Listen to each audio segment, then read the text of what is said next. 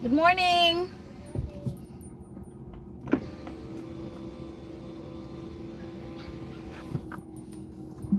Okay guys, it's December 1st, 2025, and this is another Christmas month to remember. I'm on my way to you know where.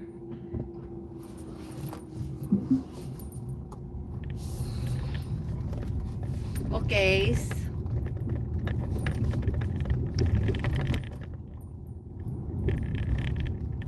okay, we're traveling.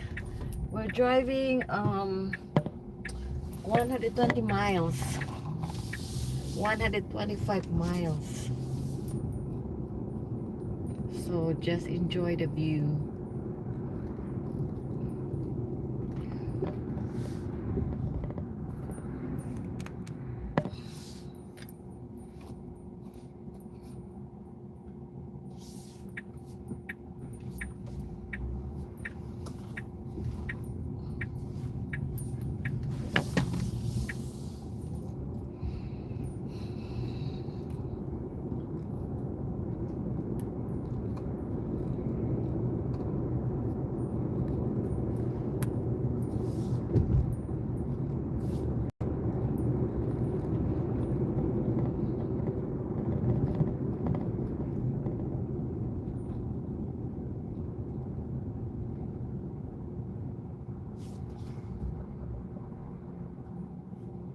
Okay, magbilang tayo ng mga nakikita nating Tesla cars. I saw one, two. Okay, two pa lang. um, sino kaya nandito? Wala. It's 3 minutes. Bilis naman ang pangyayari. 3 minutes.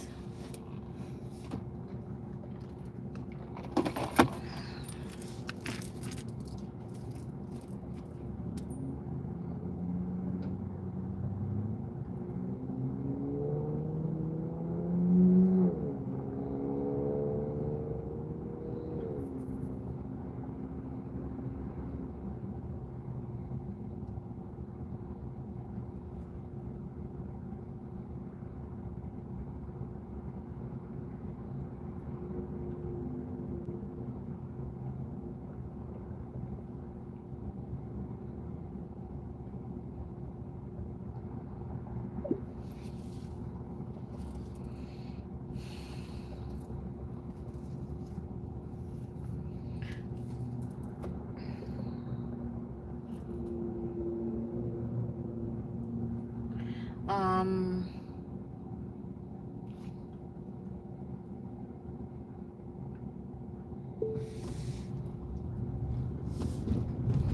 three, four, five, six, seven. Grabe. Seven. Ang hindi ko nakita na miss ko. Siguro mga 10. Mga 10 na ang Tesla na nakita ko.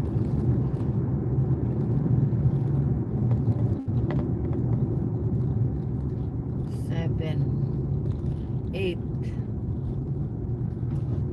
9. Ay 10 na pala. 12, 13.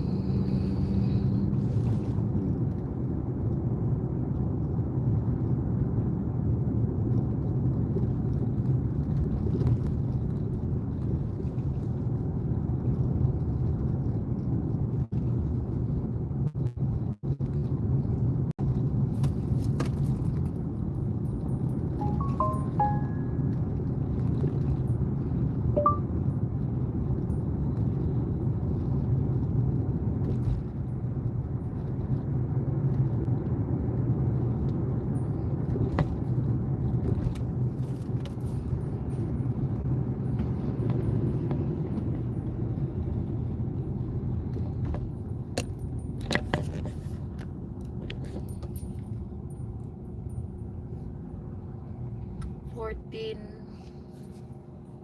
15,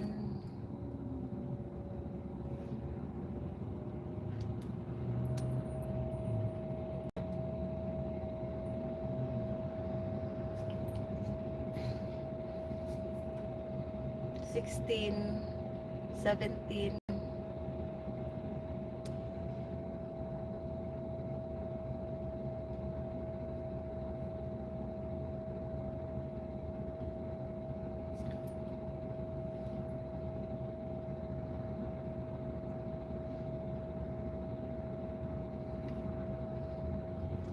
18,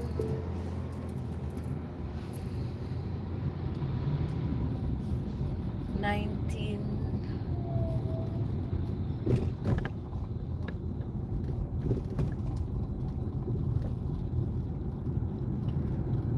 20,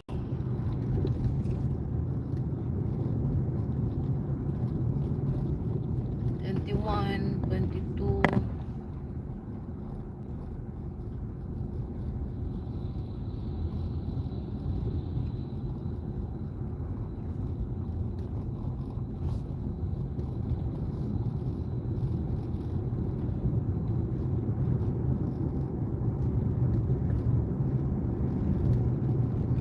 23,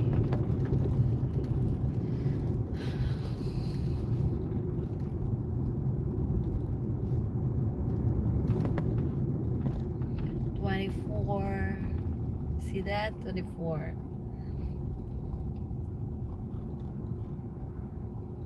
24.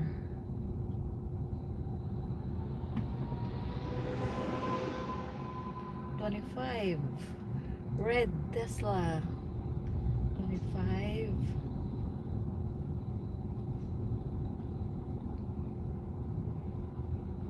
26.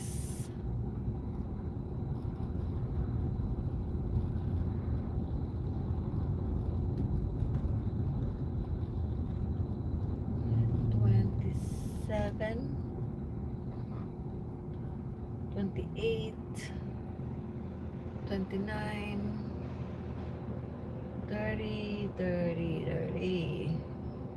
30. 31. 31.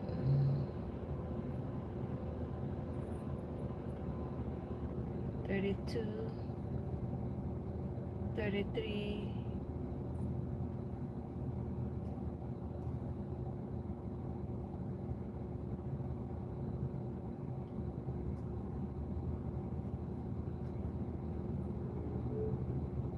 34. 35.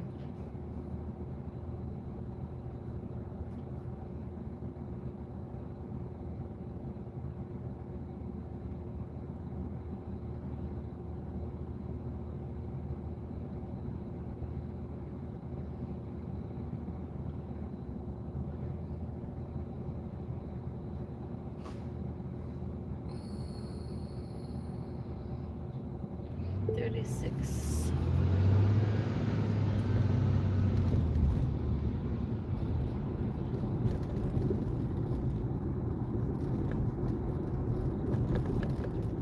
37.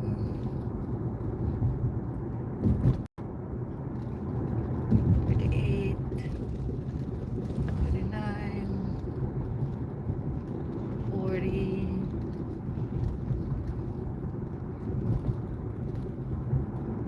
41.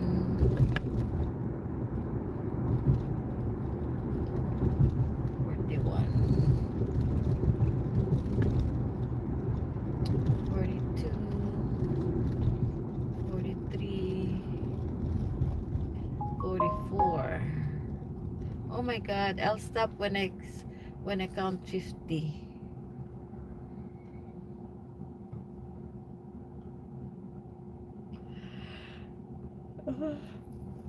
Listen to my music or my podcast. 44 na. 44.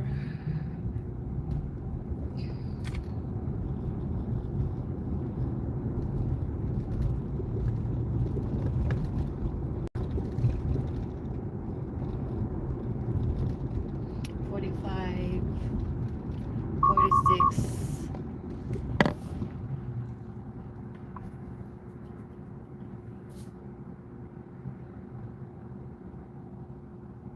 47.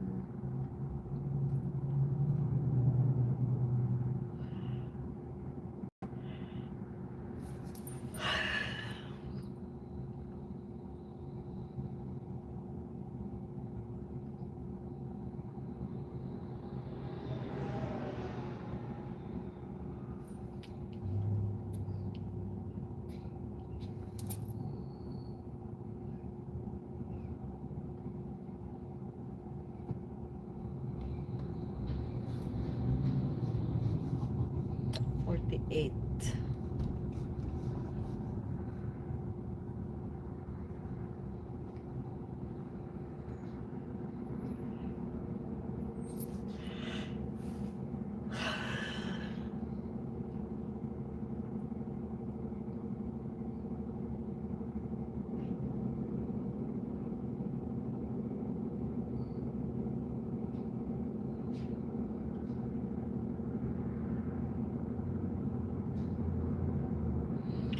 49.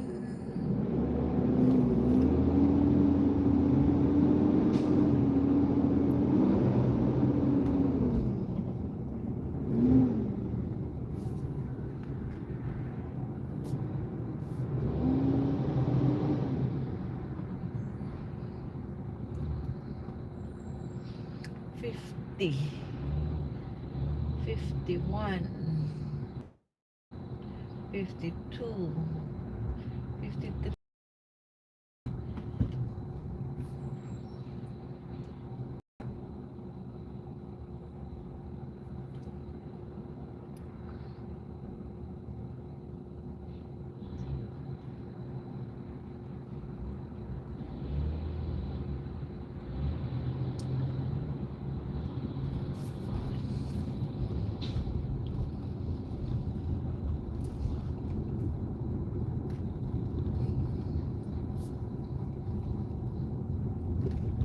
54.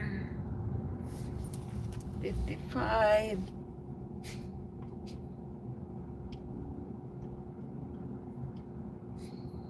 56.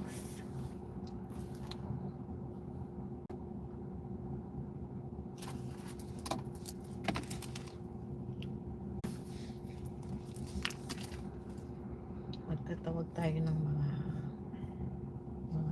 friends.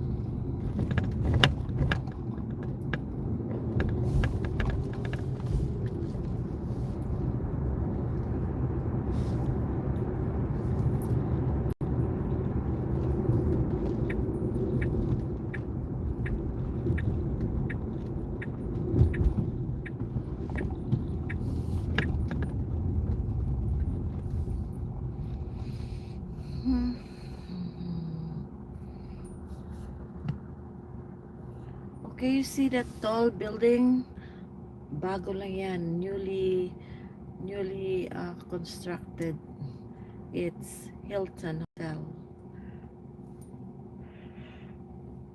Right across Le Meridian.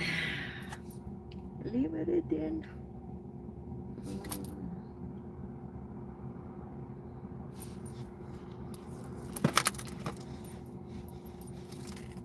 Okay.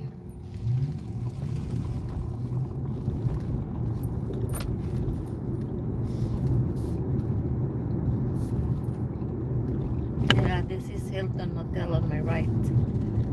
Well, hindi pa nag-open. And That's Keck Medicine of USA.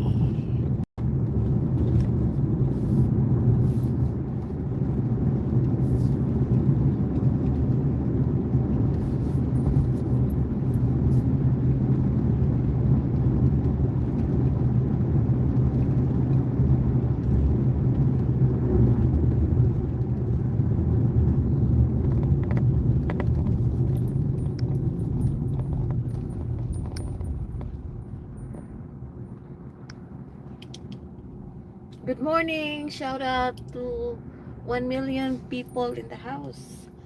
Magandang umaga po. It's December 1st in California. And it's gonna be Christmas in the next few weeks.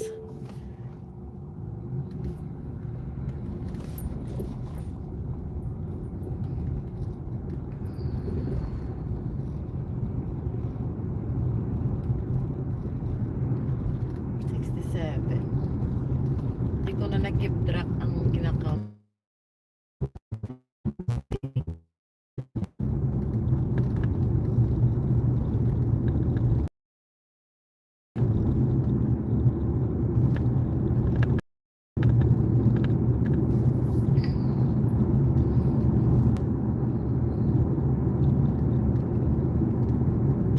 So what are we going to talk about? 2 million people in the house. Magsalita naman kayo dyan.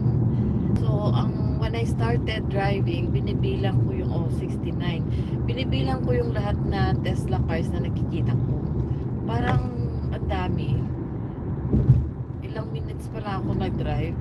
Ang na-count ko siguro mga siguro mga including those, ayan, those that I missed, siguro mga 80 na na-count ko in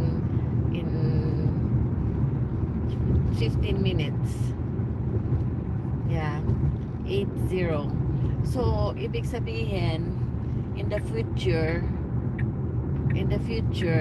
it will be Tesla in every home. Kasi dati, when we started that quote, yan, 70, ang quote ni Bill Gates, you know Bill Gates, computer in every home. Computer in every home. And it happened kasi ngayon there's computer in every home. Tapos, that was Bill Gates, computer in every home. Parang refrigerator in every home, di ba? Tapos, after that, si Apple computer. Sa naman yung sa kanya, iPhone in every home. So every home has an iPhone. Kasi the other competitor is Android. Yung mga Android phones, parang mas marami yung iPhone. So iPhone in every home. Ngayon naman, Tesla in every home. So don't you worry if you don't have a Tesla car, you're gonna have one later on. Kasi alam nyo kung bakit. The more supply, yan, ang ganda Tesla. The more supply, magiging magiging cheaper na siya. Kasi ngayon, it's demand. Pag demand, mahal. Kasi nga, daming gusto. Kahit na hindi ka na magbenta, bibilhin na yun. Kasi many people likes it. Tapos ngayon naman, the more demand, the more it will be expensive, and the less supply. So in the future, marami ng supply, so magiging cheaper na yung price. Everybody can afford it. Okay, so let's look forward sa time na yan na magiging cheap na lang yung Tesla car. Siguro made of made of plastic. Kasi kahit ngayon nga parang fiberglass na lang yung material ng body. Alam nyo ba kung bakit ko nalaman? Hindi na siya steel, hindi na siya metal yung body. Plastic. High end na plastic. Kaya it's very light. Kaya siya mabilis. Pag pinatakbo mo, mabilis siya. Dahil it's light. It's made of plastic. High grade na plastic material.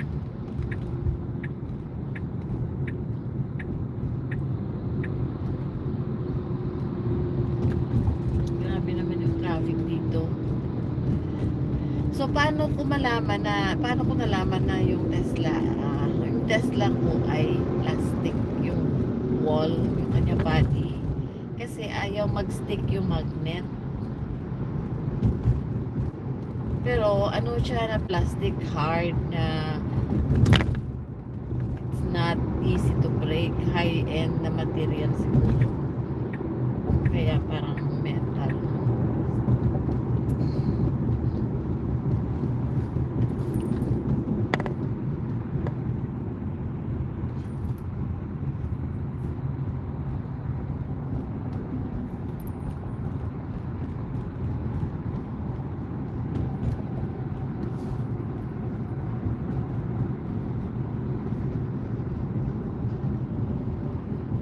Shout out to Million, thank you for coming.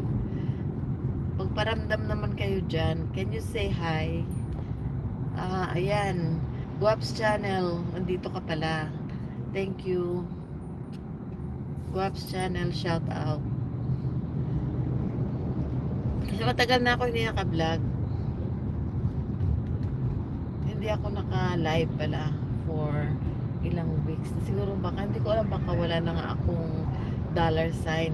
Guaps channel, tingnan mo kung may dollar sign. Try mo, magpalipad ng kahit 5 kung papasok pa. Ayan, matraffic. Grabe.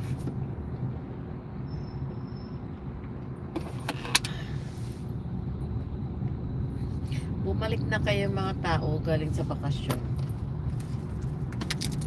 Alas 8, 8:30 na.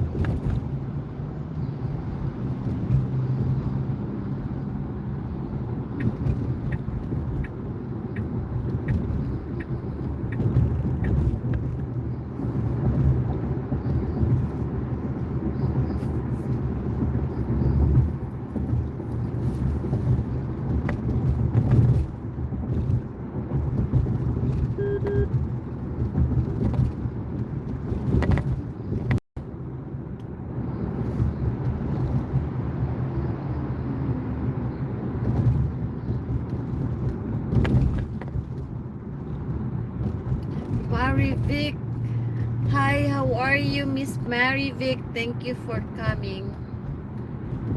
Ano balita dyan? Maraming salamat po. Yeah, ano pa to? 2 oras pa na drive. 2 oras. Mga 120 miles. Shout out Mary Vic. Mary Vic Aringo, kumusta ka na? Long time no see. Anong balita dyan?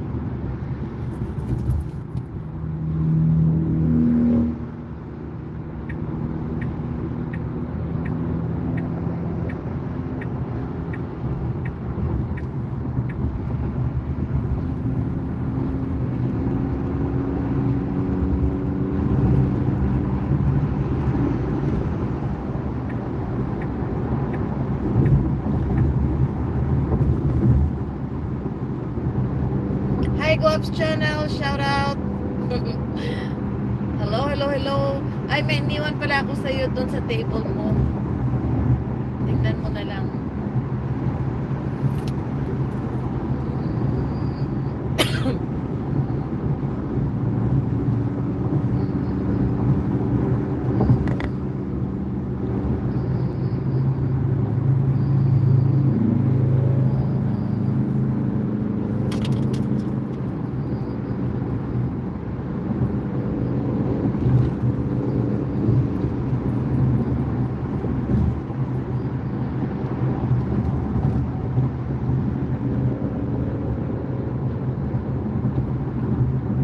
Kwentuhan tayo, Guaps.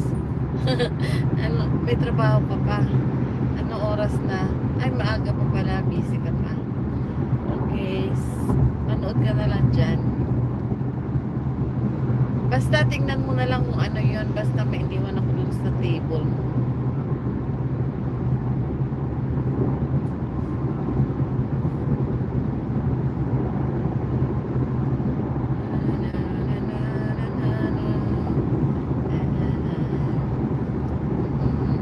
Hindi ko nga alam na umalis ka na eh. Hindi ka nagpaalam.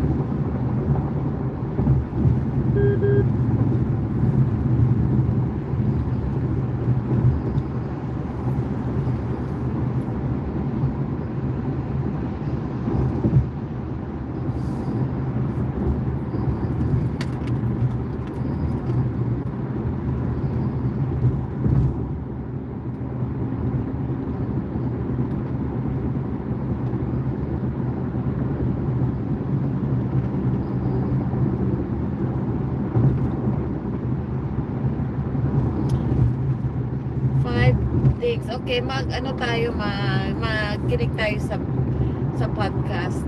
Ang title niya is 5 things to tell yourself every morning. Okay, tingnan natin kung ano yung 5 things na to tell ourselves every morning. Manood kayo. Same day delivery. February to Makinig speaking kayo with sa Sister aking during the holidays. pinapakinggan. She lives across the country. Shift has Stoic philosophers Stoic once wrote, philosophy. "When you arise in the Stoic. morning, think of what a privilege it is to be alive, to breathe, Okay, to think, pasalamat ka to daw na buhay enjoy, ka to in the laugh." morning. That right there is the baseline. Pasalamat daw tayo na we're Gratitude still isn't alive. just a feel-good attitude, it's a weapon against entitlement and anxiety. It brings you out of your head and into the moment. See, most people roll out of bed and fall straight into autopilot. Notifications, noise, mental clutter. They're reacting before they've even returned to themselves. And the truth is, if you don't direct your attention first thing in the morning, the world will do it for you. Carl Jung once said, "Until you make the unconscious conscious, it will direct your life, and you will call it fate." If you wake up and let your mind run wild, stressing about work, people, problems, you're not living, you're just surviving. Gratitude interrupts that pattern. It anchors you before the storm begins. And let's be honest, most of us forget how rare and fragile this thing called life really is. We complain, we compare, we coast. But one unexpected event, a diagnosis, an accident, a loss, can flip your entire world. When you truly understand that nothing is guaranteed, gratitude becomes less of a morning ritual and more of a mindset for survival. When you wake up, take 3 deep breaths. Ayan, when That's you all. wake up, take Slow, a deep steady, breath present. 3 times. Place your hand on your heart if you need to reconnect with your body and say it. I'm grateful to be here, not to perform, not to impress, just to be. Socrates once said, "The unexamined life is not worth living." But maybe part of that examination isn't just about asking deep questions. Maybe it's about practicing deep presence. You don't need a fancy journal or some perfect meditation routine. You need one clean thought. This is enough. This moment is enough. And from that seed of enoughness, you grow into a person who doesn't need chaos to feel alive. You start approaching your day with a quieter kind of strength, the kind rooted in stillness, not speed. There's a big difference between starting the day from pressure and starting it from purpose. One feels like drowning, the other feels like clarity. And that shift begins with intention. When you wake up with gratitude, you stop chasing peace all day, because you've already started with it. Think of it like tuning your inner frequency. When you're tuned into appreciation, the things that usually irritate you, traffic, interruptions, delays, they lose their grip. Because you're not reacting from lack, you're responding from wholeness. Even Aristotle spoke to this when he said, "Happiness depends upon ourselves." Happiness Not in a selfish, depends egotistical upon way, ourselves. but in the, have you ever noticed how the first few moments after you wake up set the mood for your entire day? Most people reach for their phones, check messages, or start worrying about tasks before they've even taken a breath. But the way you speak to yourself each morning is powerful. It shapes your energy, your mindset, and how you face the world. Today, I want to share something that might just shift the way you start every single day of your life. Most people don't realize this, but those quiet seconds between sleep and action are where your mind is most open and most vulnerable. What you feed it in that moment either strengthens your core or lets chaos in. And if you're constantly waking up stressed, overwhelmed, or just plain lost in the noise, you're not alone. But you do have a choice. And that's where Stoicism enters the chat, not as a dusty philosophy, but as a daily tool. The Stoics believed that how you begin your day is how you train your soul. That if you don't anchor your mind, the world will do it for you. And trust me, the world has its own agenda. So if you're tired of starting your mornings already behind, if you're ready to stop letting yesterday's problems or tomorrow's anxiety own today, I've got 5 simple phrases, daily truths, you can speak to yourself that will change everything. They don't take more than a minute, but the shift they cause, it's deep, it's personal, it's power. If what we're building here resonates with you, if it helps you pause, reflect, and move through life with a little more clarity, consider being part of it. A subscription is more than support. It's a signal to yourself and to others that you value growth that lasts. Donald Trump Jr. here. Since January of 2021, the cost of living has increased by 17.9%. You can't get that money back. You can stop your losses by diversifying into a gold IRA from my friends at Birch Gold Group. To learn more, get your free info kit on growth that lasts. 1. I'm grateful to be here. You know what's wild? We're always chasing something. Success, clarity, love, money, answers. But we rarely pause long enough to appreciate the one thing we already have, right now. And not just the now you scroll past on a motivational quote. I'm talking about the quiet, overlooked miracle of simply waking up, breathing, opening your eyes to a brand new, unwritten day. You didn't earn that. You weren't promised it, but you got it. That's power. That's grace. And that's where your strength actually begins. Not in what you are present. You're still in the game. You still have time to evolve, to make amends, to take risks, to speak truth, to live honestly. Marcus Aurelius, one of the most respected, says that you don't need to wait for circumstances to be ideal to feel fulfilled. Gratitude puts you back in control. It tells your brain, I don't need to have it all figured out, be okay. I don't need external proof to feel internally aligned. And that right there, that's emotional resilience. That's maturity. That's you becoming someone the world can't easily shake. Let's take it even deeper. Psychology has shown that gratitude practices rewire the brain for more long-term well-being. Studies from institutions like Harvard and Berkeley confirm that people who practice daily gratitude consistently report higher levels of optimism, better sleep, and even stronger immune systems.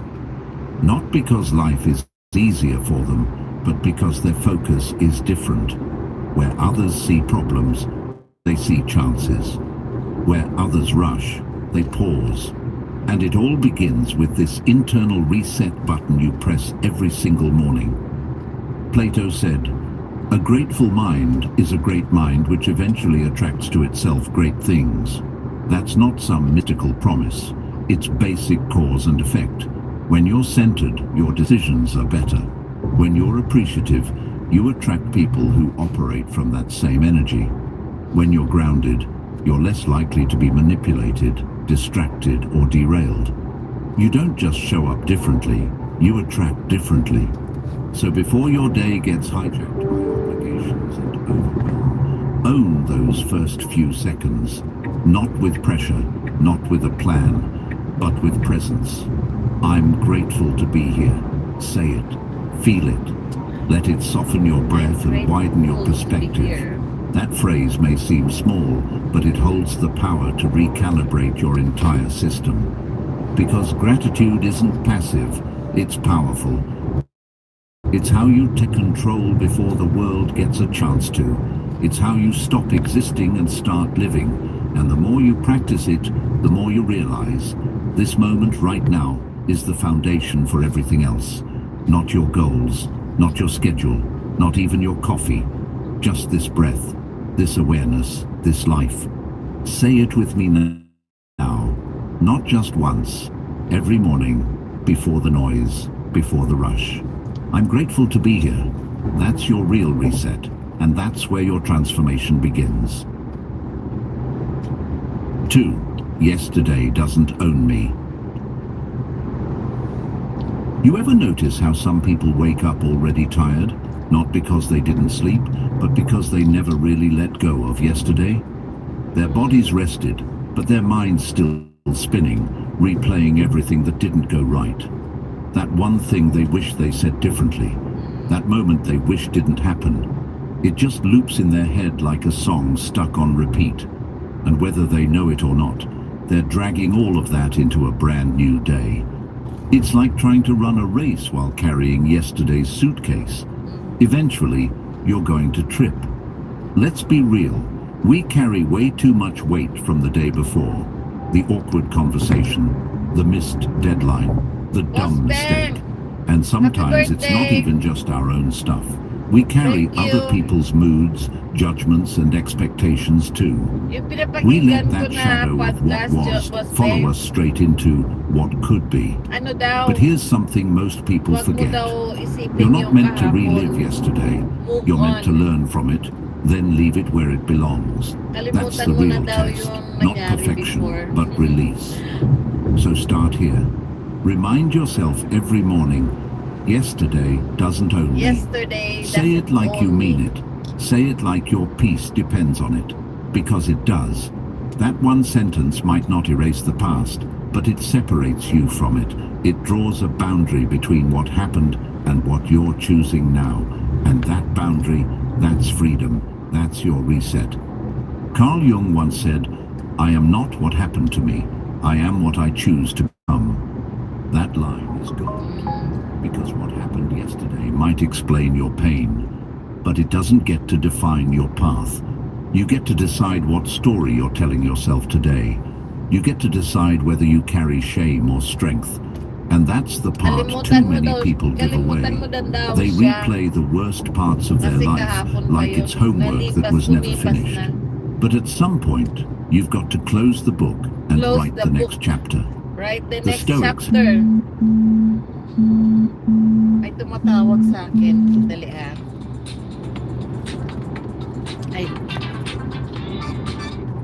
Hi, Keisha. Good morning. Hi, good morning, Jen. How are you? How are you? How was your holiday weekend? Thanksgiving It was- weekend. It was good. I can't complain. How about yours? Good, thank you. Yeah, so very good. I have rested a little bit.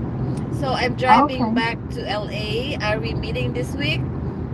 We can meet this week. I also have one that I want to try to send over in the LA area. What Okay. assisted living do you have in where is it? Hold on. I have one of my coworkers on the line. Where is he trying to go? Is it to where? San Fernando Valley or Northbridge area. Do you have anything in the San Fernando Valley or North Yes, area? yes, I have everything in any area in Los Angeles. And Okay. is it a private pay? No, she has Anthem, don't she? Yeah. She has Anthem. And then, Can I yeah. send you over her demographics? Can you email it to me? Yeah, she's not in a. She's not in a SNF, is she?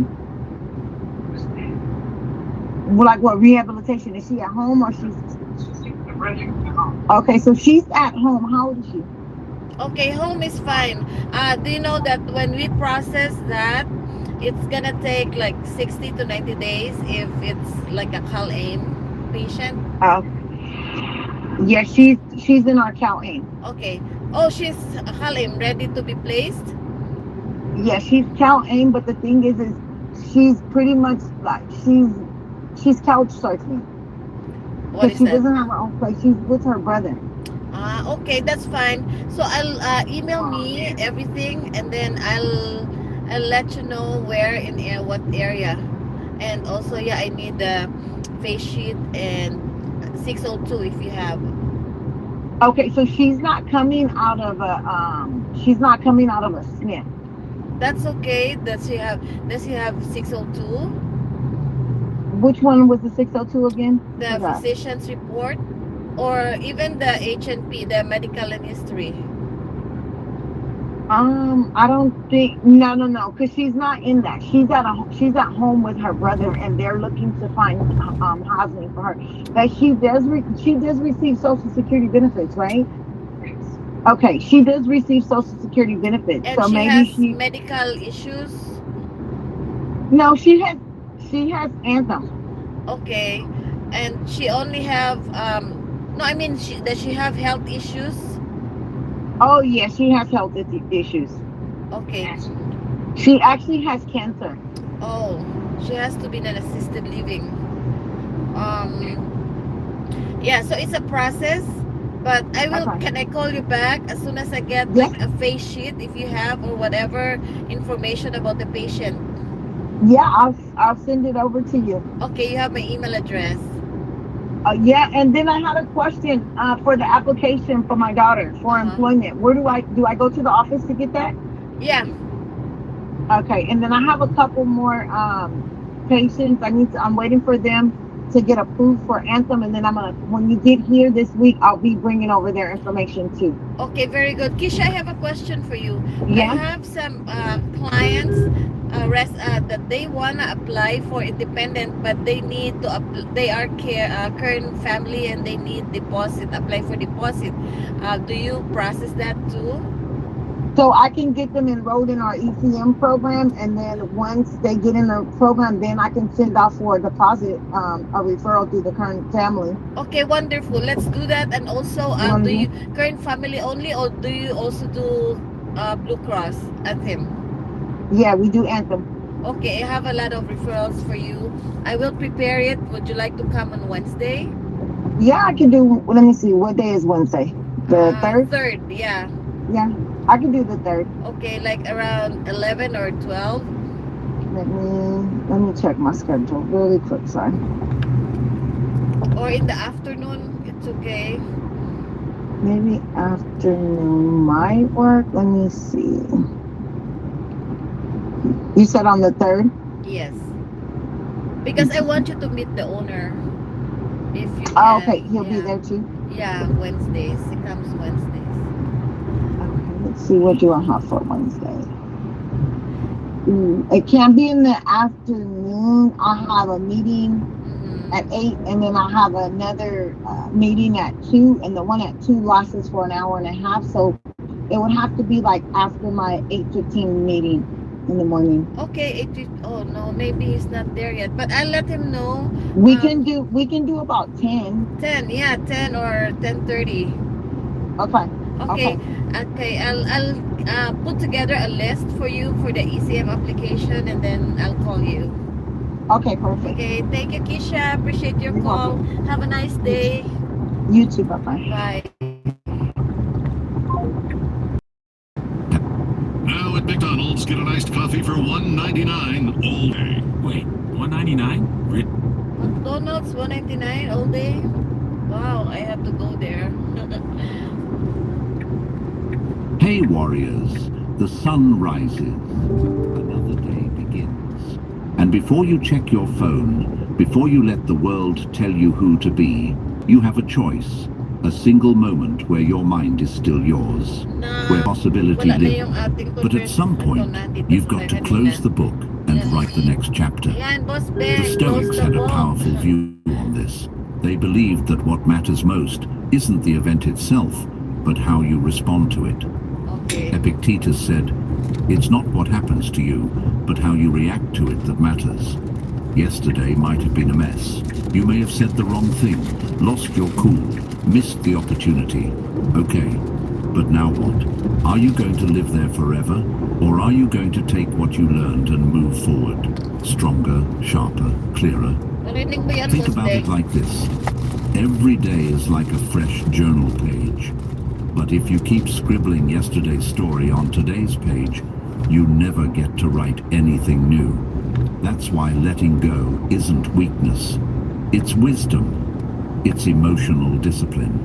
It's the decision to say, I won't waste today fighting battles I've already lost, or trying to fix things that no longer exist. That's strength most people overlook. The strength to stop picking the same wound.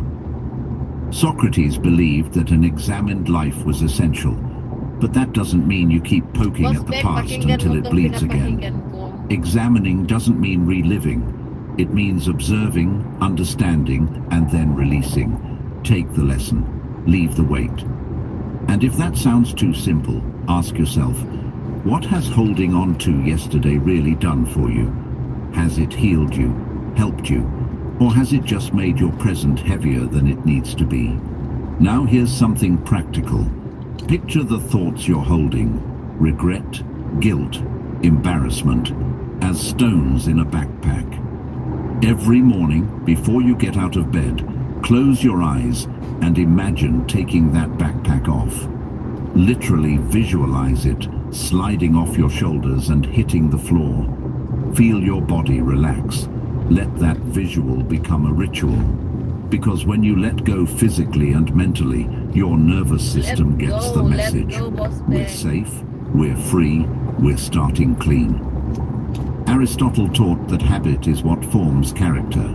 So what if you made this letting go process a habit? Not a one-time thing, but a muscle you flex every day. The more you practice release, the easier it gets to separate your identity from your old wounds. You stop being the person who's always messing up or always behind.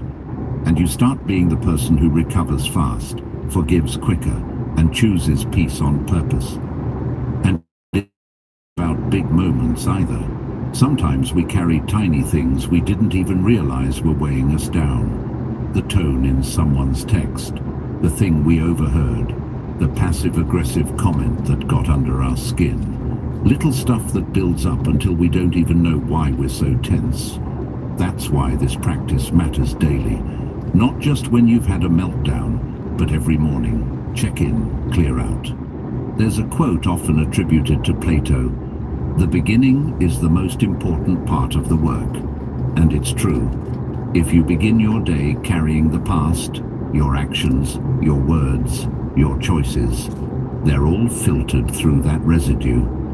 But if you begin with presence and release, you get clarity, you get power. You don't bring the noise of yesterday into today's silence. So here's the move. Stop treating every day like it's a continuation of your worst memory. That's not fair to you. That's not fair to your growth. Yesterday had its shot. Today is yours. And you owe it to yourself to show up fully, not halfway, not haunted, not on autopilot. Say it again with me. Yesterday doesn't own me. That's not denial. That's direction. That's you choosing healing over hurt. That's you remembering that your future isn't built on the debris of your past. It's built on the choices you make now. So choose presence, choose peace, choose to drop the weight, and then go live like you mean it. 3. I control my mind, not the other way around. It's easy to feel like life is spinning out of control these days. One moment you're sipping coffee, the next you're drowning in texts, news updates, messages, meetings, and then come the thoughts, fast, noisy, demanding your attention. It's like your mind opens its own app and starts launching tabs you never clicked on. Before you know it, you're not thinking, you're being thought. You're reacting. You're chasing every feeling, every worry, every what if. It's exhausting, and it's a trap. The Stoics saw this coming centuries ago. They knew that the chaos outside isn't nearly as dangerous as the chaos inside. That's why they trained daily to master their minds before the world could. Marcus Aurelius said, "You have power over your mind, not outside events. Realize this, and you will find strength." That right there is the core of all personal power. Not in controlling others, not in controlling every outcome, but in controlling the only thing you ever really could, your response. And that's where your morning comes in. Before the world wakes up and starts screaming, there's this tiny window of silence, a pause. And what you do in that pause sets the tone for everything. So here's your anchor. Say this to yourself. I control my mind. Say it before your phone, before your tasks, before your thoughts start spinning. Say it with your whole chest. Because when you claim that truth early, you build a shield that lasts all day. Carl Jung once wrote, "Who looks outside dreams, who looks inside awakes." That's not just poetry, it's a blueprint. Most people go through their day completely outward focused, pulled by noise, comparison, ego, status. But the moment you shift your gaze inward, even for 60 seconds, you start to wake up. You realize that not every emotion is true, not every thought deserves your attention. Your mind might be busy, but you don't have to be. Here's something simple you can try. First thing in the morning, just sit still. 1 minute, nothing fancy, no music, no scrolling, just you and your breath. Inhale slowly, exhale slower, and as the thoughts come, and they will, let them pass like clouds. Don't grab onto them, don't judge them, just breathe. That space between stimulus and response, that's where your power lives. That's where you remember, I am not my thoughts, I'm the one watching them. Plato believed that the first and greatest victory is Very to good. conquer yourself, Boss Beng, not your pakinggan job, mo. not your schedule, Pakinggan mo, not tapos your mamaya inbox, mag-live ako pag may yourself. time. And that Pag-usapan victory natin. starts in your head. Reaction. Every time you catch Reaction yourself from Boss spiraling, Beng. overthinking, reacting, Okay. you've got a choice. Pakinggan mo ng Will you mabuti. let your mind drag you, Pero kung or will maantok you ka, direct it? matulog ka. Will you be the driver or just the passenger? And look, this isn't about becoming some monk on a mountain. It's about practical control in a loud world. It's about choosing your mood instead of being hijacked by it. You don't have to answer every call. You don't have to feed every fear. You don't have to let every little inconvenience ruin your peace. Peace isn't passive. It's a decision. And the more you decide to claim it, the more natural it becomes. Socrates once said, "The secret of change is to focus all of your energy, not on fighting the old, but on building the new." And the new starts with you saying, "This is the direction I'm moving in. This is the tone I'm setting. This is the mindset I choose." Because your mindset isn't something you inherit, it's something you train. And psychology backs this up. Neuroscience tells us that your brain isn't fixed, it's plastic. It rewires itself based on what you focus on. If you spend all morning reacting, doom scrolling, comparing, complaining, your brain gets better at stress. But if you spend your mornings anchoring, breathing, choosing, observing, your brain gets better at calm. You literally train yourself for peace. Even Aristotle pointed out that we are what we repeatedly do. Excellence, then, is not an act, but a habit. Think about that. You don't become mentally strong overnight. You become it by choosing the same intention every morning. I control my mind. That's your rep. That's your discipline. And like lifting a weight, it gets easier with time. So the next time your mind starts pulling you toward doubt, toward anger, toward distraction, pause, breathe, and remember, just because the thought showed up doesn't mean you have to follow it. Just because something's loud doesn't mean it's true. Your inner voice, when trained, is stronger than all the outer noise combined. But you have to choose it. And yeah, you're gonna mess up. You'll have days where your mind runs the show and you forget all of this. That's okay. Don't judge it. Just return. The Stoics weren't about being perfect. They were about being aware. The real growth isn't in never slipping. It's in noticing sooner when you do, and returning faster to who you really are. So tomorrow morning, before the emails, before the headlines, before the world reaches for your attention, sit with yourself. Close your eyes, inhale calm, exhale chaos, and speak it out loud or in your heart. I control my mind. Control your Let mind. that be your compass. Let that be your center. Because the world might be loud, but you're louder when you choose to be. And that's how you take your power back every single day. 4. Kindness is my superpower.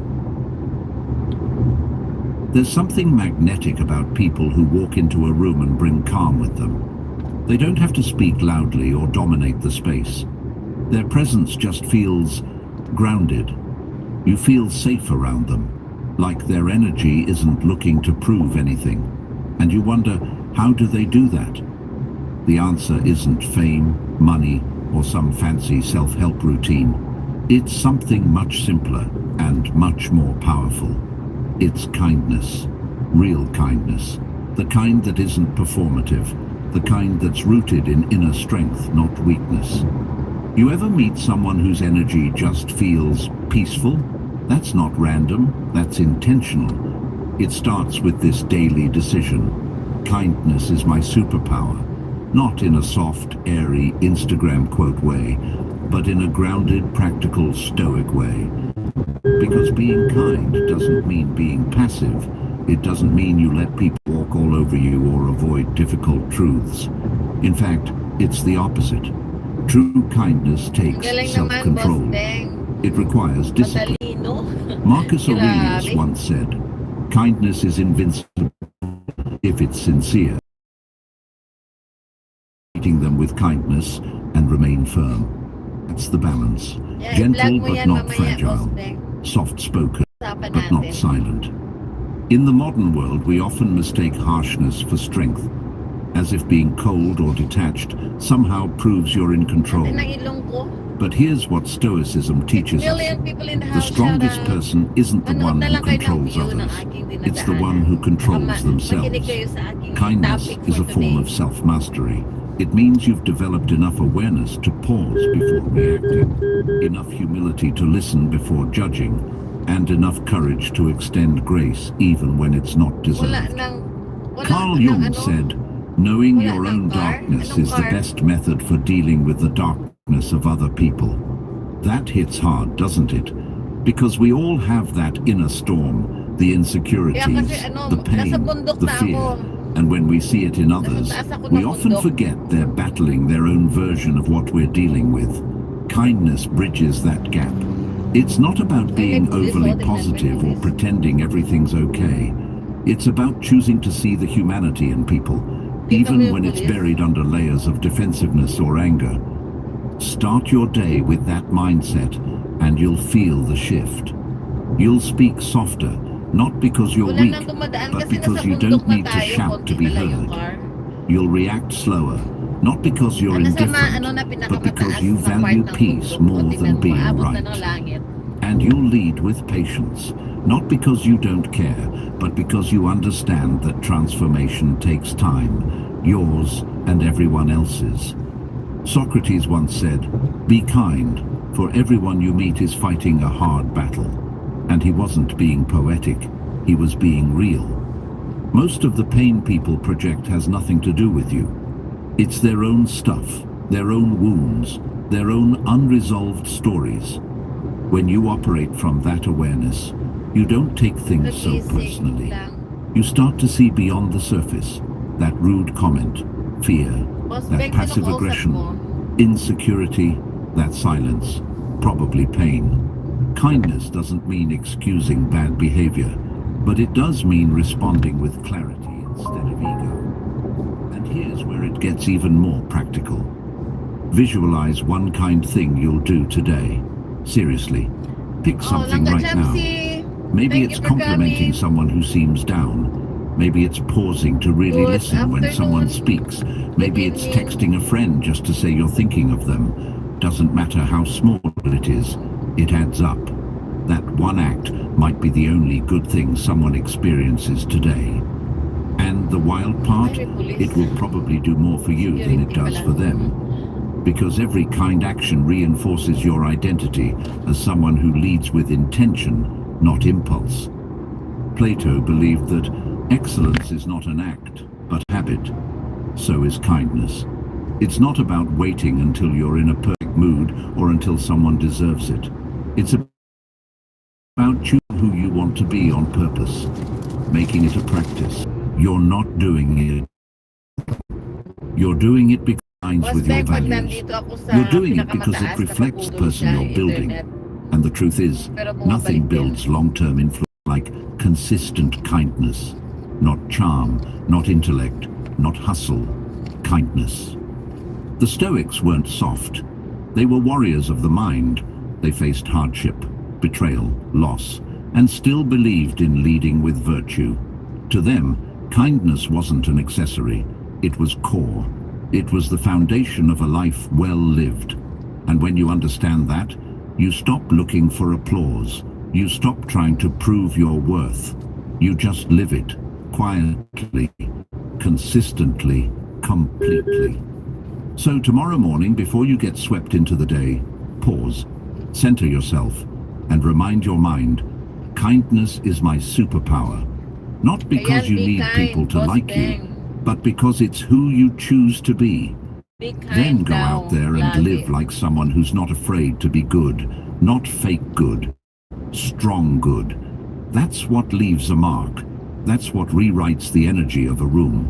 And more often than not, that's what ends up changing people, starting with you. 5. This moment is all I have, so I'm gonna enjoy it. Enjoy the moment. Kasi hindi na yan Have you pareho ever bukas. blinked and realized an entire week just flew by? Not in poetic life is beautiful kind of way, but in a slightly disorienting, where did the time go kind of way. 1 minute you're sipping your morning coffee, and the next you're buried under a mountain of notifications, meetings and responsibilities you barely remember agreeing to. It's like the day ran away without asking permission, and you're stuck trying to catch up. That's modern life for most of us. Fast, loud, demanding. But here's something that cuts through all that noise like a blade. Everything is temporary. And that truth isn't meant to scare you, it's meant to wake you up. The stress? Temporary. The pressure? Temporary. Even the joy, the peace, the good stuff. It too is passing. That's what makes it precious. The Stoics understood this better than anyone.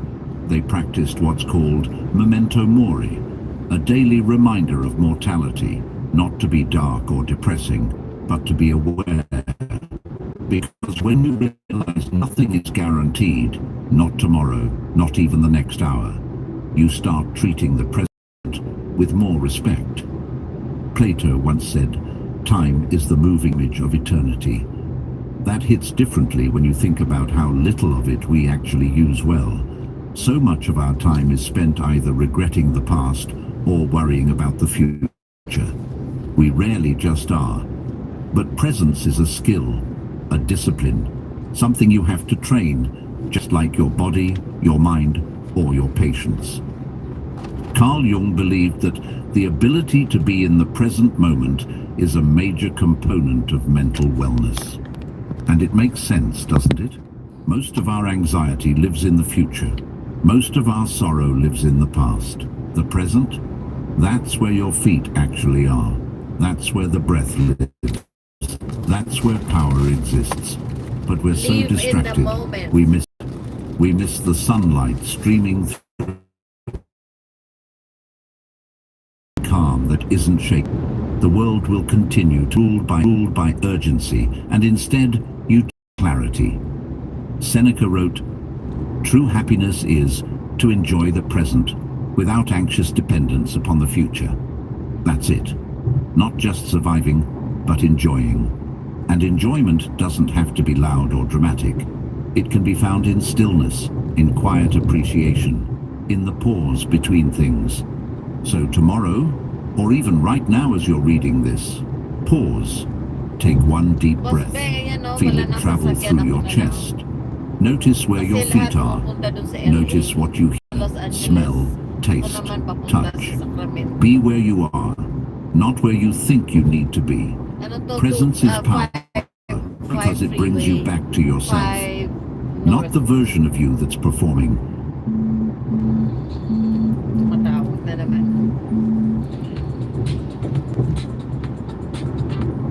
Hi, Linda. Hi, Jim. Good morning. How are you? I'm good. It's Linda Goodman. Yes, I know. How can you hear me?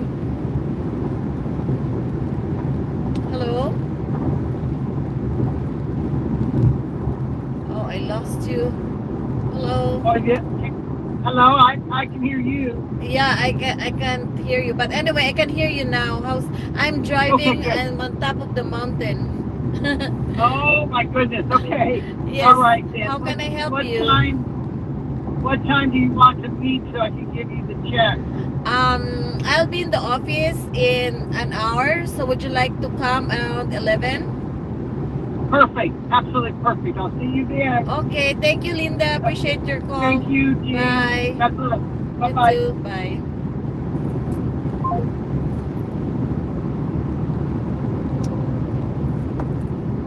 Okay.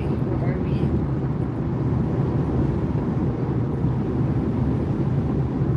It's performing, not the version that's planning or regretting. Just here. Socrates, the master of explanation, once asked, "How can you wander your travels do you no good when you carry yourself around with you?" The truth is, it doesn't matter where you are or what. If you can't be present, nothing satisfies you. Not success, not status, not escape. That's why presence isn't optional, it's essential. You want more fulfillment, more connection, more peace?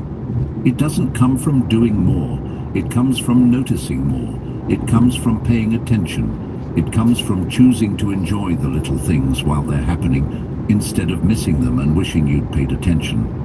This moment, this one, is already slipping away.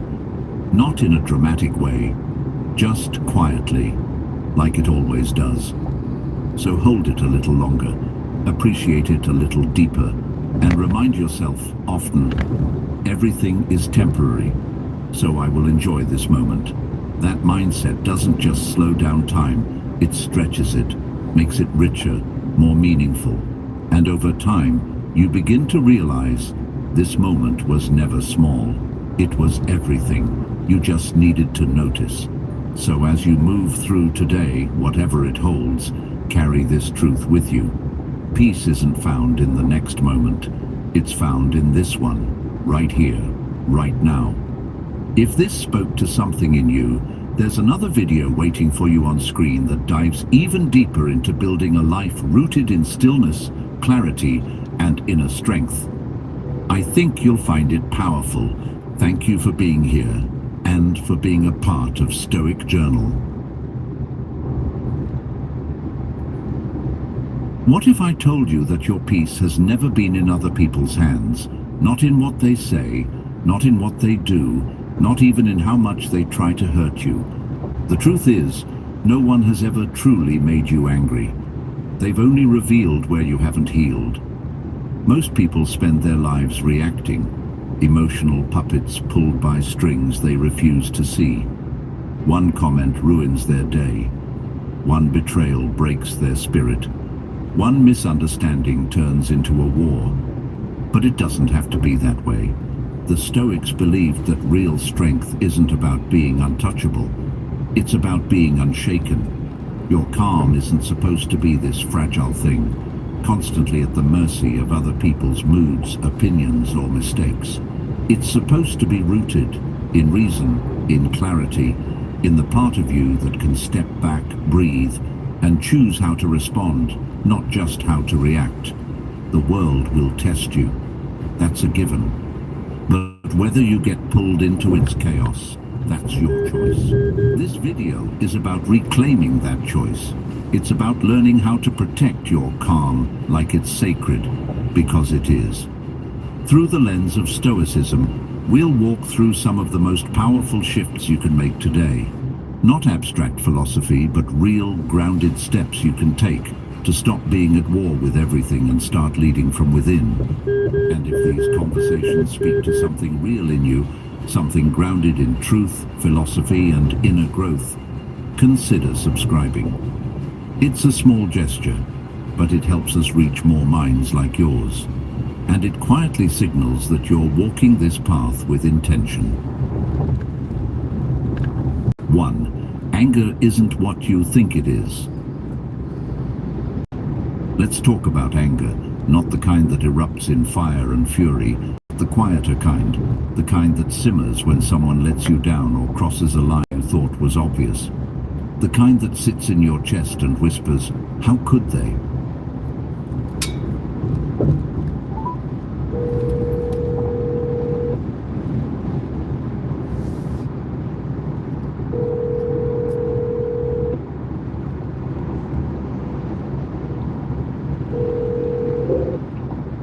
Good morning, Jenna. Good morning, Miss Irma. I'm sorry, I'm driving right now. Oh, no worries. I cannot text, but I have a question. Uh-huh. What's her name again? Justina? Justina. Is she coming every Monday? I think that's what she wants to set up. So Okay. we could discuss it with her, and I think she says the other days is taken up. Okay. Okay. So I hope I can meet with her. I'll be in the office around maybe 10:30. Okay, no worries. Okay. We could always meet at another time. Okay, no, I want to meet with her. That's fine. Does Jessica know about it?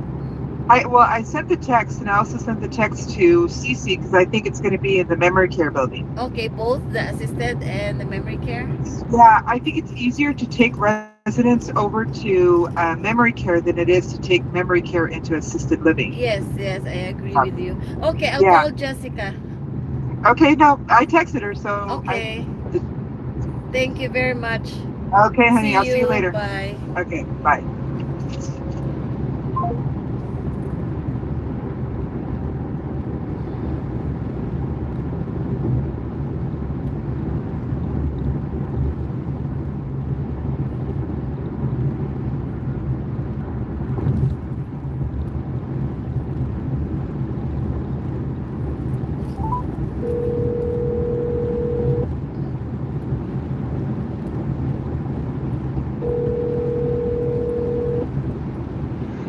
Hi, Jim. Hi, Jess. Good morning. How was your weekend?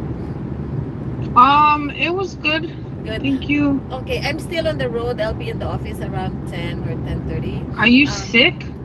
No, I don't know, stuffy nose since yesterday, but I'm okay. I know, me too, but you have to sit in the hot shower and get it all out. That's what I did. Oh, okay. So you're feeling better now? But my nose was, just my nose was running and no. running, but Yeah, my nose is itchy. I thought it's money. mine too. And my eyes. So it's not Money. about the money. They said that if your nose is itchy, it's money coming. We say if your right palm itches, put it in your pocket. Don't itch it. Okay. Because then you're going to get money. But if your left palm itches, you have to give the money away. Okay, I'll take note of that. Anyway, Jess, I talked to Irma. She just texted me and I called her. I just want to let you know about that. Did she told you about it? The activity? What? The what? Activity. Yeah. What activity? No, there is an activity. A lady, Justina, who wants who volunteered to do the activities for a resident. Oh yeah, I've met her. Oh, She's I see. nice. Okay, that's good. So she's doing that every Monday. And Hello? Can you hear me? Hello? Hello? Yeah, I can hear you now. Okay, I'm on top of the mountains. It will be every Monday and she doesn't charge. Yeah, she works for like Kern, like I forget, but it's what she does with the company that she works for. Okay, yeah. So we can use her. Maybe we can ask her if she has more time another day. So it will be like twice a week. Oh, okay. Okay. Anyway, she's nice. We'll meet her around. I think she starts 11 every Monday. Oh, she's gonna come here at 11? Yeah, today. That's the first days today. Oh, okay. So, okay, I'll see you. Just wanna make sure that you knew about it. Irma told me about it this week. Yeah, I remember us talking about it, but okay. Yeah, I didn't know that it's gonna be starting today. So the residents will go to the memory care and both assisted and whoever wants to join. Okay. That sounds good. Okay, thank you. See you. Okay. Bye. Okay, bye, Jim. Bye. Thanks.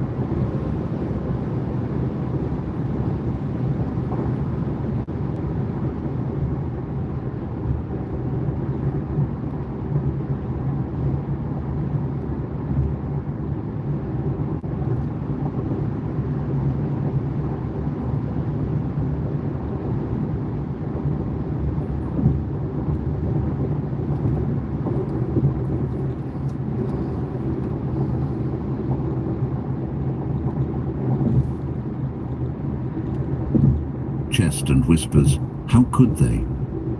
We often think our anger is about them, the person who was rude, disrespectful, careless. But here's the twist. More often than not, it's not about them at all. It's about the story you were telling yourself, the silent expectation you had that the other person didn't even know they were supposed to meet. See, anger shows up when reality doesn't match the mental script you were holding. You expected someone to be more thoughtful. You expected loyalty or gratitude or a simple thank you. And when you didn't get it, your mind screams, "This isn't how it's supposed to go." But who said how it's supposed to go? Did the other person agree to your terms? Did they even know what your terms were? Carl Jung once said, "Everything that irritates us about others can lead us to an understanding of ourselves." That hits hard, because what if your anger isn't just a reaction, but a mirror? What if it's showing you something unresolved inside you, something worth exploring, rather than suppressing or exploding over?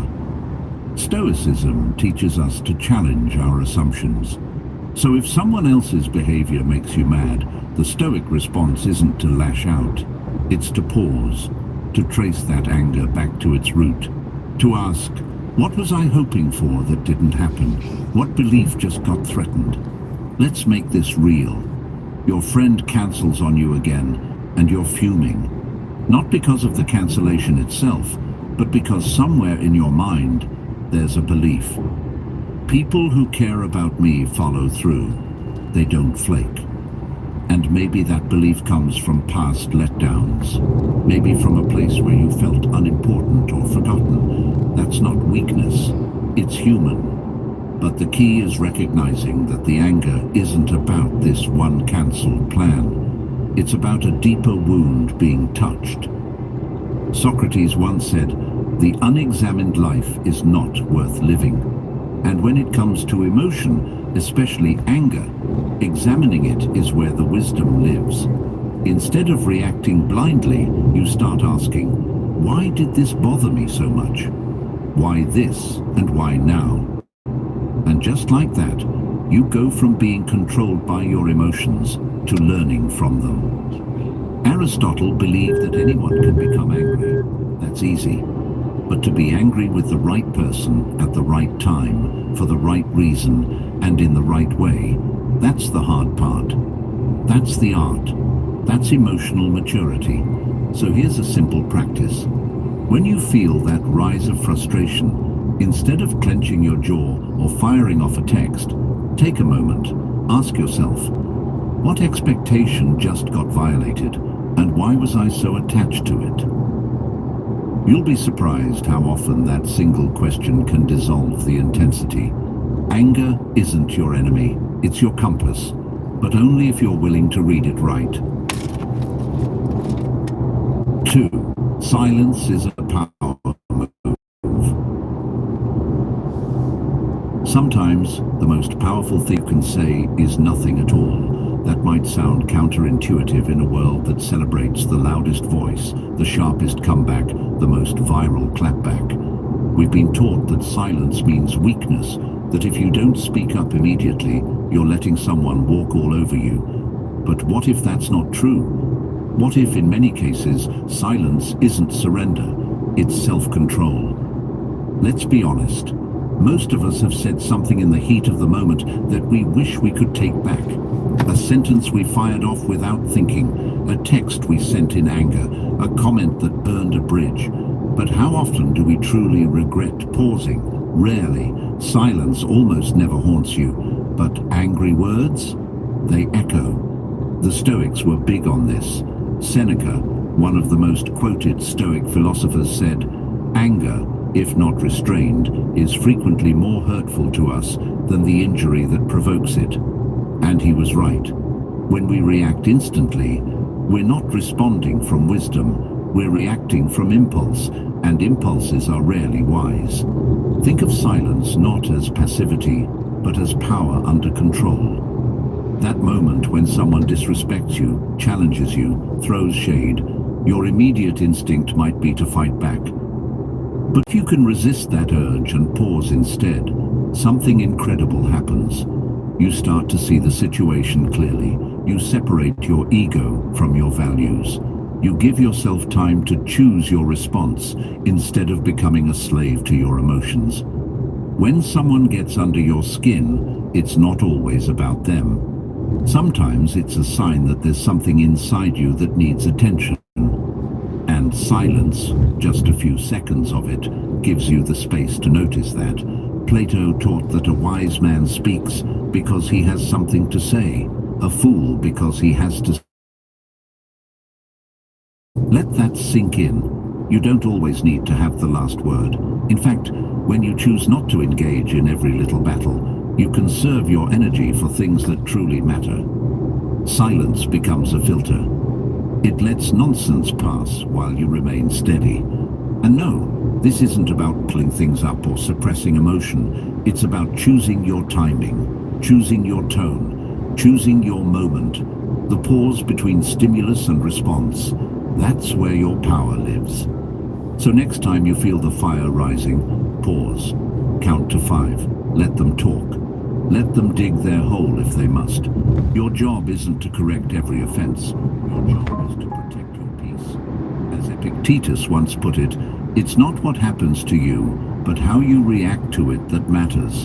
And sometimes the strongest reaction is none at all. Silence isn't weakness, it's wisdom in motion. 3. Laugh at the ridiculous stuff. There's something strange that happens when you stop taking life so seriously.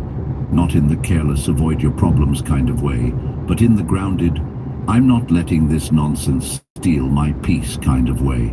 Life throws curveballs, daily, a rude driver, a passive-aggressive comment at work, a plan that gets derailed for the 3rd time this week. And yet, we act shocked every time, like we expect the world to suddenly behave. But here's a truth the Stoics knew well. Suffering increases when you demand that reality be different than it is. Marcus Aurelius wrote, "If you are distressed by anything external, the pain is not due to the thing itself, but to your estimate of it." And what better way to challenge that estimate than with a laugh? Because here's the thing, laughter isn't weakness, it's resistance. It's your soul refusing to be shaped by pettiness. It's the calm refusal to let small things become big burdens. When you laugh, you're not pretending the problem doesn't exist. You're just making it clear that it doesn't get to define your emotional state. Aristotle once said that laughter is a trait unique to humans. That tells you something. It's not just a social reflex, it's a tool. One we can use to cut through tension, to shrink problems down to their actual size, and to remind ourselves, this moment isn't everything. Think about it. Someone cuts you off in traffic. You can slam the horn, yell into the void, replay it for hours. Or you can exhale and smile like, yep, there it is. Chaos doing its thing. Same moment, totally different energy. The first keeps you tense and reactive. The second keeps you human. Carl Jung offered a perspective that adds another layer here. He said, even a happy life cannot be without a measure of darkness, and the word happy would lose its meaning if it were not balanced by sadness. The message, expect some mess, and when it arrives, choose how to meet it. Plato believed that comedy and tragedy were two sides of the same coin, and you see that in daily life. One moment, you're frustrated. Step back 5 feet, and suddenly, it's funny. It's ridiculous. It's just life doing what life does. The real challenge is choosing your response. Not everything deserves your outrage. Not every hiccup needs a meltdown. Sometimes the most stoic move isn't silence or discipline, it's lightness, it's perspective. It's that quiet smile that says, I see the chaos and I choose peace anyway. So here's your new reflex. When something dumb happens before you react, grin. Even if it's just a flicker, even if you're still annoyed, let that grin remind you you're bigger than the moment. You're not here to be tossed around by every little thing. You're here to move through life with grace. And sometimes that grace starts with a laugh. 4. Think long game, not instant wins. There's a quiet kind of strength in walking away from a fight you know you could win. Not because you're afraid, not because you don't have the right words or the sharper edge, but because deep down you know peace is more valuable than proving a point.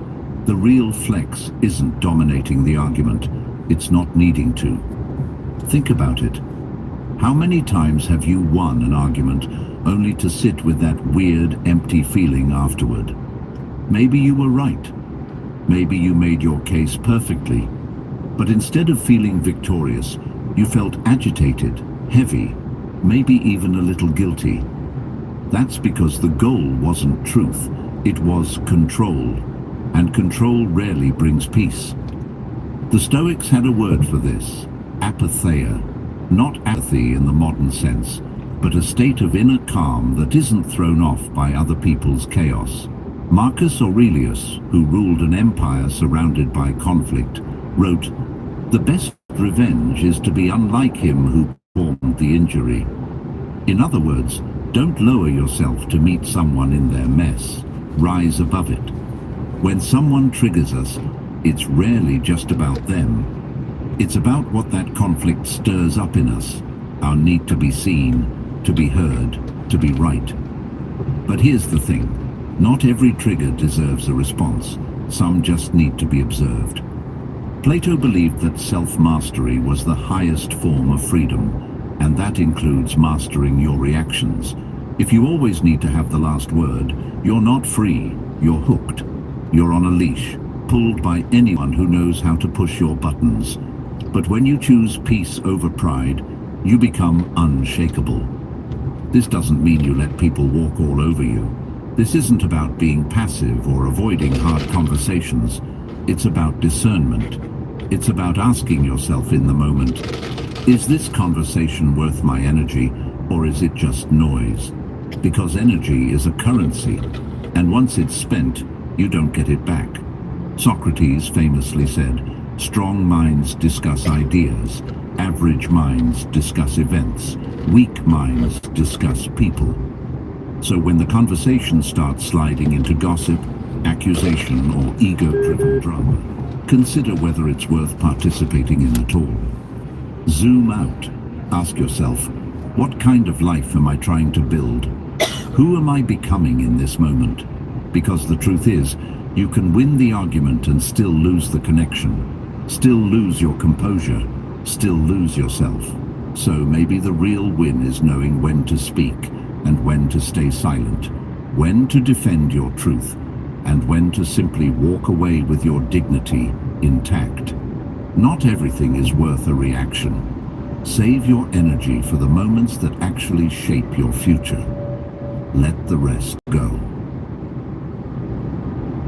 5. Turn emotional control into a game. There's a kind of quiet pride in staying unbothered, not in a fake, I don't care kind of way, but in the deeply intentional way that says, I choose peace over pettiness. Because let's face it, life throws plenty of reasons to react. People cut in line, someone talks down to you, a message gets left unread. But what if you flipped the script and turned those moments into training reps for your mind? That's where the Stoics were ahead of their time. They didn't aim to feel nothing, they aimed to master everything. Marcus Aurelius, the philosopher emperor, once said, "You have power over your mind, not outside events. Realize this, and you will find strength." So if someone's attitude ruins your day, it's not really their fault. It's a sign your inner world needs work. Now here's a new way to approach it.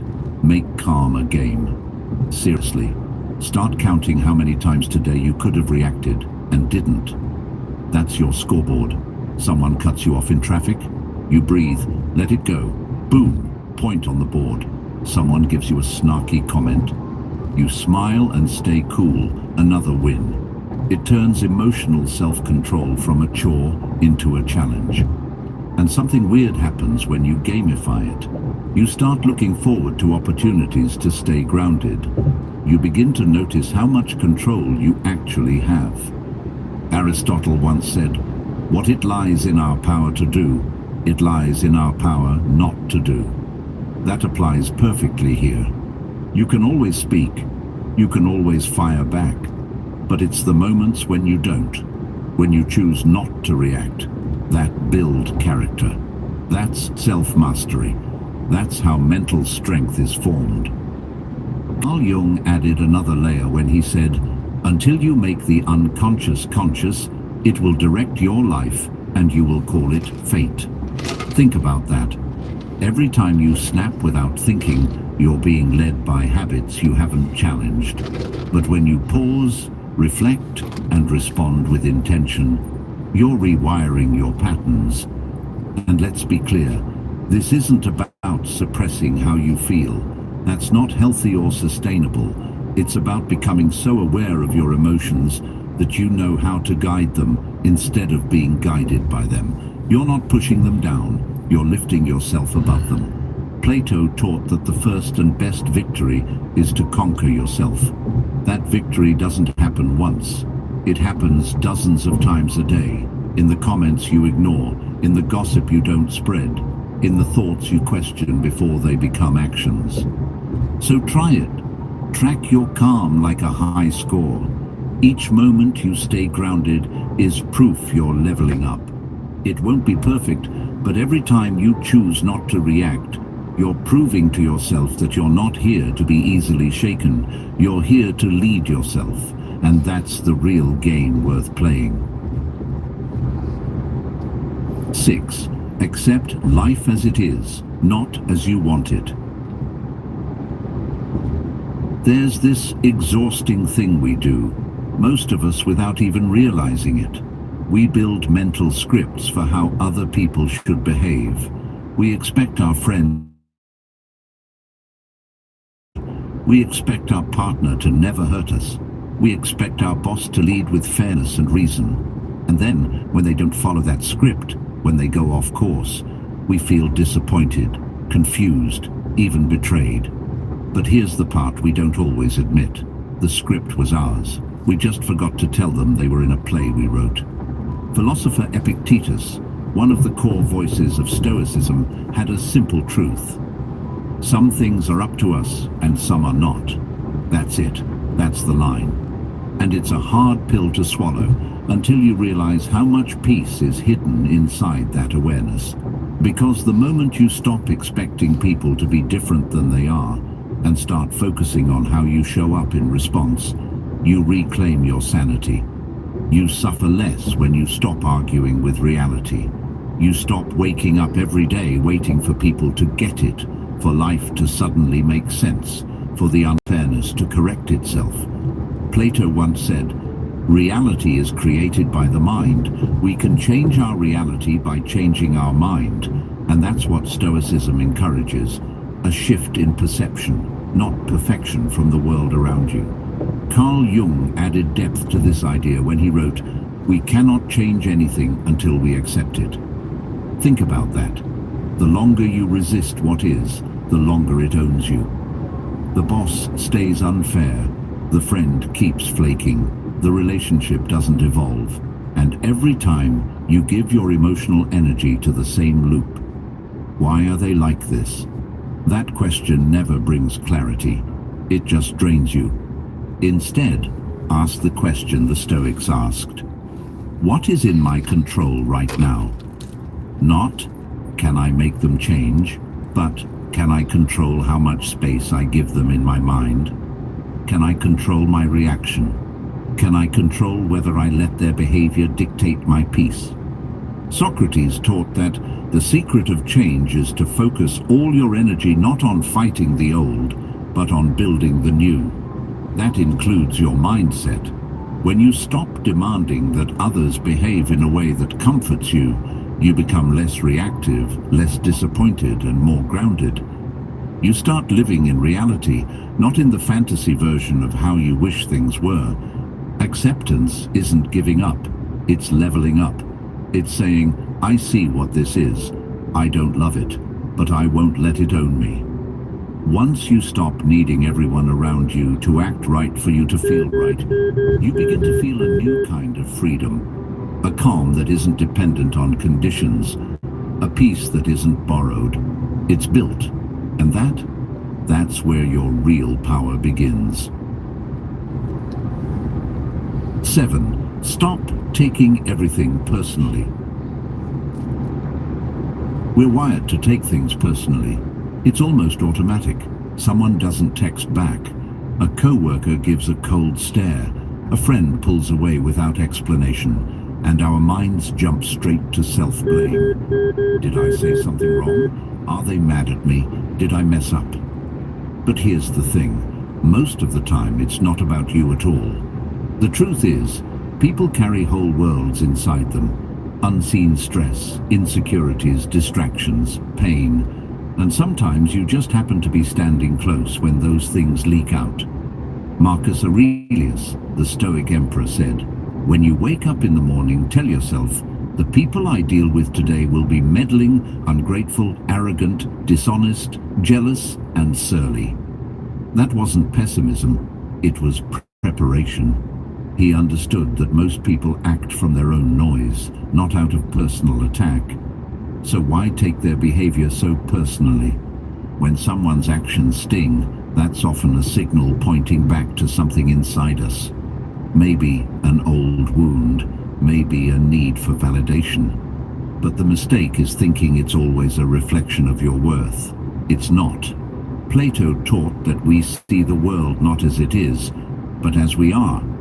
Our filters, shaped by past experiences and emotional states, can twist a neutral event into something that feels deeply personal. So when someone snaps at you, your reaction might be more about how you interpret it than what they actually meant. That's why the Stoic practice of distinguishing appearances from reality is so powerful. You pause, you look again, you say, what else could this mean? Think of it like this. You're not the center of everyone's story. And that's not a bad thing. It's actually freeing, because it means you don't have to carry their energy. You don't have to fix their moods. You don't have to own their reactions. Aristotle said, to avoid criticism, say nothing, do nothing, be nothing. But even that wouldn't guarantee peace, because people will still project their inner chaos onto you. So what do? You create space, emotional distance, enough room to say, maybe this isn't mine to hold. You remind yourself, over and over if needed, what if this isn't even about me? That single thought can be a shield, soft but strong. Socrates believed that wisdom begins in knowing how little we actually know. And that includes knowing why people behave the way they do. So stop filling in their silence with self-blame. Stop interpreting every weird mood as a reflection of your flaws. You are not responsible for the storm someone else is fighting. You're only responsible for not letting it drag you under. That's Stoic strength. Responding with clarity, not confusion. Holding your center even when others lose theirs. And realizing that sometimes the kindest thing you can do for yourself is not to take it personally.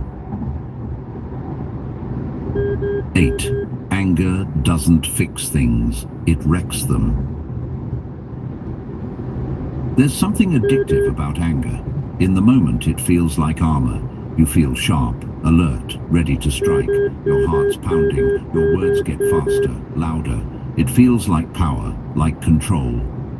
But then the dust settles, and what's left? What is that sound?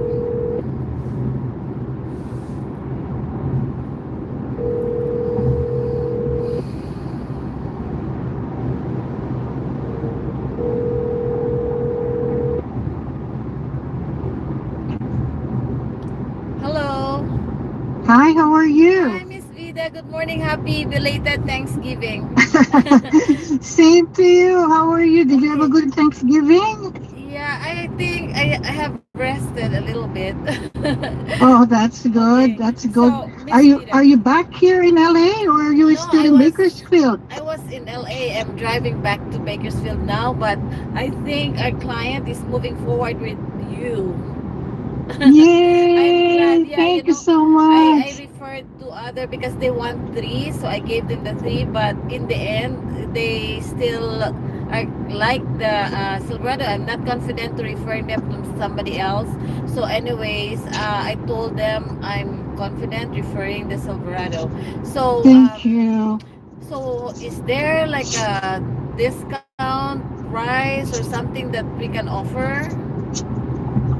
Yeah, I think we talked about not doing the admin fee because she is, give that as a discount, so it will just be the monthly rate. Oh, really? Yeah. So there's Uh-huh. no community fee? No community fee. Really? Are you sure? Yes, yeah. So that's Okay. savings of 11,000. I can get it approved. Yeah. Talaga? O sige. Mm-mm. Okay. So, Uh, so the monthly na only lang siya. How much Oo, is the monthly na lang monthly? siya.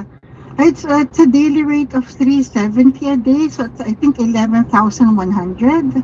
11 round off mo na lang o 11,000. 11. Yeah. Yeah. Okay, Mm-mm. so 11,000 a month. Yeah. All inclusive.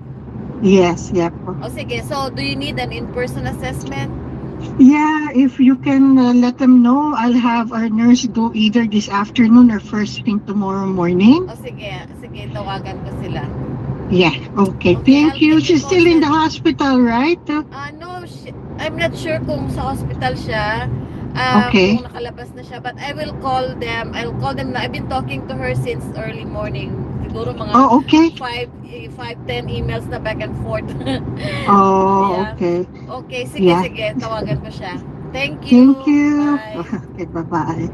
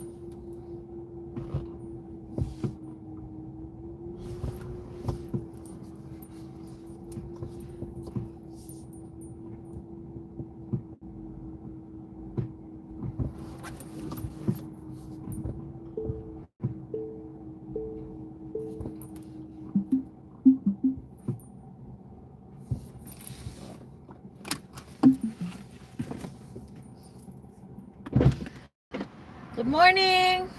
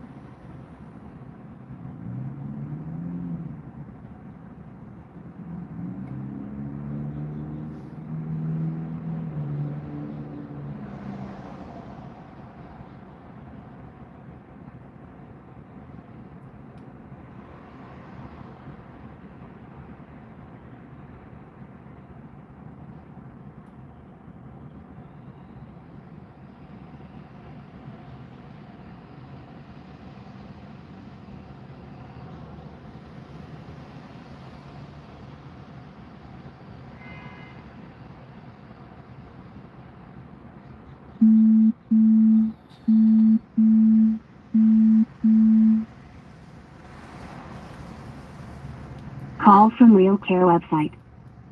Hello, good afternoon. This is Jam. Good morning. Hello? Hello. Can you hear me? Yes. How are you?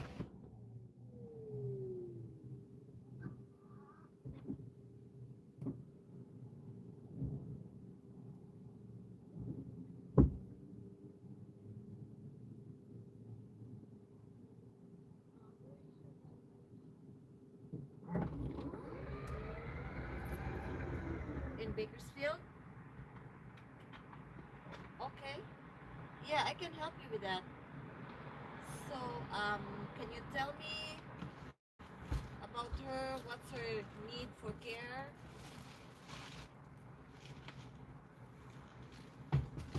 My name is Jem. Would you like to come to the office and we talk about it? I'm sorry?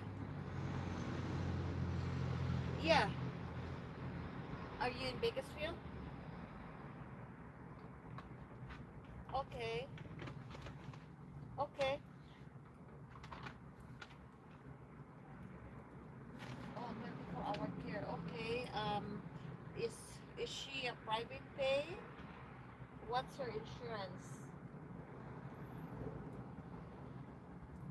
Medical. Okay. It is a process. We have to do a process, and it takes. Um, does she have SSI? Okay. So, what is her insurance aside from medical?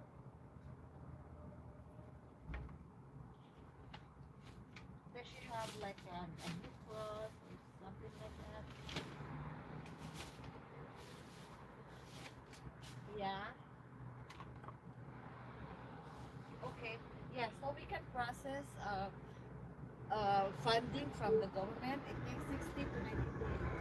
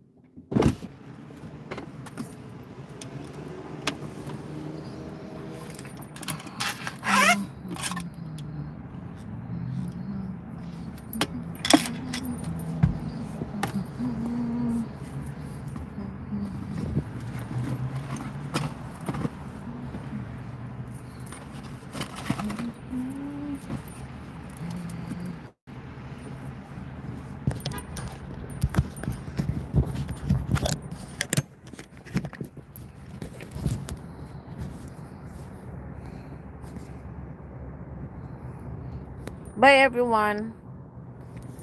I'm home.